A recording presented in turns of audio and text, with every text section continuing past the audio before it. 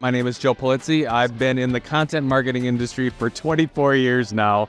And I have a bunch of businesses around content marketing. I write books like Content Inc. and Epic Content Marketing. I got podcasts, and I just enjoy doing interviews like this. I love it. And Joe, how did you give us who Joe was 20-something years ago? How did you start? I know you've done a few things that you're pretty much known for, events and things, but give us who Joe was. Just curious, people understand your history. You're a humble guy, but we want people to know a little bit who you are. Where were you? And give us the middle or two pillars and then who you are today. So I was really, really lucky. I fell into this thing called content marketing that wasn't called content marketing. It was actually custom publishing. I started working in B2B publishing, and I got into a little department that did custom magazines for Microsoft and Autodesk and Hewlett-Packard.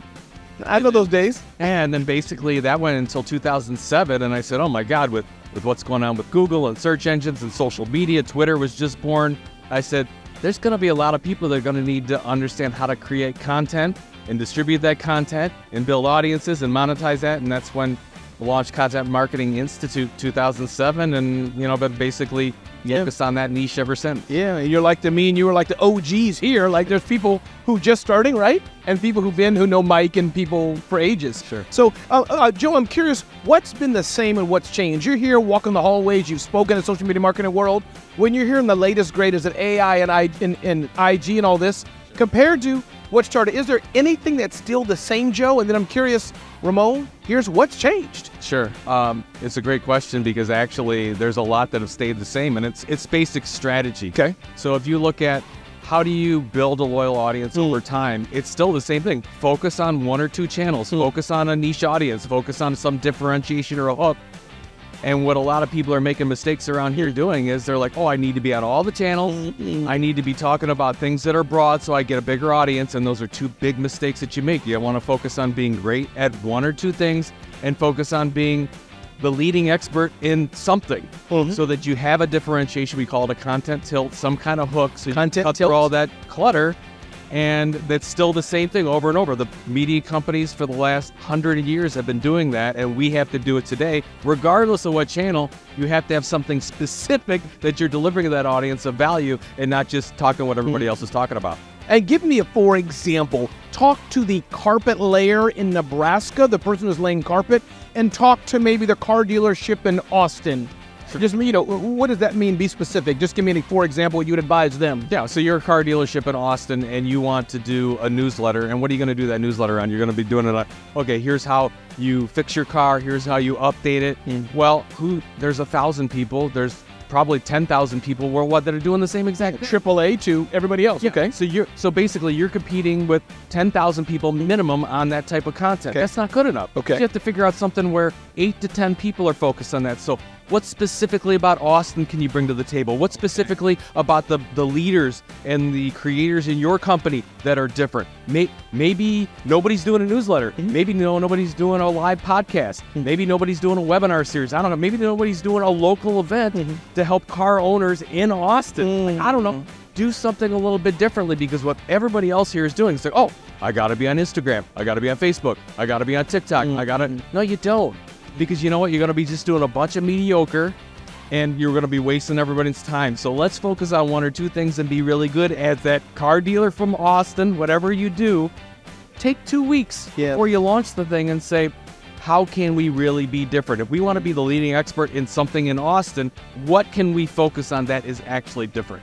I love that. And so seems like you're giving, you're saying produce the content, but don't just do it and try to do everything. You already said it, but I'm just repeating what I'm hearing. But it's like, even if you go on YouTube, which everybody's doing, but go on YouTube about local stuff in Austin dealing with cars, or you decide to go on a different channel and go broad, meaning whatever it is, how can we be different than you? Maybe it's all about cars, but you're the one doing the only podcast in Austin. Exactly. Well, I'm repeating what you're saying. A lot of the people here will do. They'll say, okay, I want to do this thing on cars. And it's like, here's how I'm going to do it on Instagram, Facebook, Twitter, X, whatever, TikTok, 7 other channels. Yeah.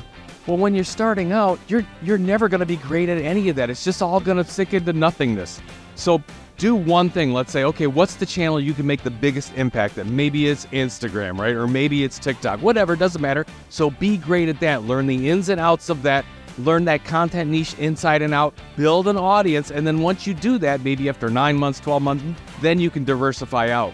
What most companies have trouble doing is they want to diversify right away. And if you look at how successful media companies are successful, they do one thing really well. New York Times started with a newspaper, did it for a long, long time, then diversified. Huffington Post started with one blog. Then they went on to 400 blogs, but they did great at one blog to one audience for a long period of time, and then they diversified out. Red Bulletin did a magazine for 6 years before now they become Red Bull Media House, and they've been amazing. But they focus on doing one thing well first. So I think that don't overcomplicate it. Just say, who's the target audience? What's their informational needs? What keeps them up at night? What's their pain points? How can you solve that different than anyone else? Pick one channel, deliver consistently over time, and then wait. Just do the work. You put in the work, and after generally the research we say, 9, 18, 24 months, you build what we call a minimum viable audience, and you can actually see some results, but it takes time. Most people give up before then, though. That's the problem. That's me. So, Joe, and again, Joe, one more time, tell us your full name and tell us how to reach you. Again, I know you're doing a variety of things, but people want to follow you, get into your funnels, whatever. Absolutely. Tell us one more time. So, Joe Pulizzi, go to joepulizzi.com, Pulizzi.com, and probably the most helpful thing for the people listening is my book, Content Inc. It's a 7-step process on how you build an audience, the exact same things that we're talking about, but I've got a system for doing it. That's probably the best way to go. Yeah, I like, because, people listen to this like, wait a minute, who's that guy again? He's pretty smart. Now, you don't got to go backwards. You don't got to stop and hit play. You can keep listening to the rest. So, Joe, there you go. 2 more things I want to talk to you about. And again, thanks for being here today. Mike Stelzner, a friend of ours, heading social media marketing world. Today, he seemed to not get into the tactics and cool stuff. One thing I heard him say, he said, disruption's going to happen. This is just it. Deal with it. Not in a bad way, he doesn't talk, but in a good way. He was just saying disruption's going to happen, and let's just keep rolling with it. That's my take. Can you just talk more about that if you get what I'm saying? He was like, it's going to happen 10 years from now, 5 years from now. What did you're take it further? Well, and artificial intelligence is a very big disruption. It is. But maybe because I've been around a little bit longer than most at this event. Yeah. Where, I was around doing stuff on publishing before there was an internet. That's right. And then the internet was the biggest disruption we've ever seen. Oh, so forget about it. Happened. And then what else? Oh, and then Google. Huge disruption. I remember I was at publishing offices, B2B, when the Google team came in and were like, who's this? And they want to spider our content. And should we do it? Should we not? And then social media came in. Twitter and South by Southwest. That's right. Came out. And Facebook were like, so this is nothing new.